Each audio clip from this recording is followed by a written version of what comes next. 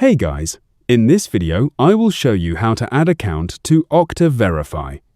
Alright, let's begin. First, open the Okta Verify app on your device.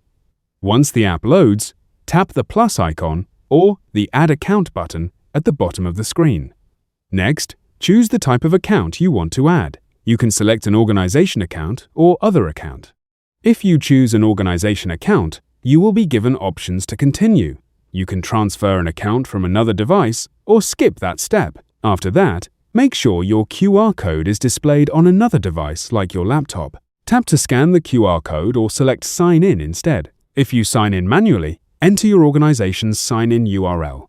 If you don't know it, use the help link provided to find it. Tap Next and follow the on-screen instructions to complete the setup. For Google or Facebook accounts, select Other and enter the setup key and account name provided. So that's basically how you can add account to Okta Verify. That's it for this video. Thanks.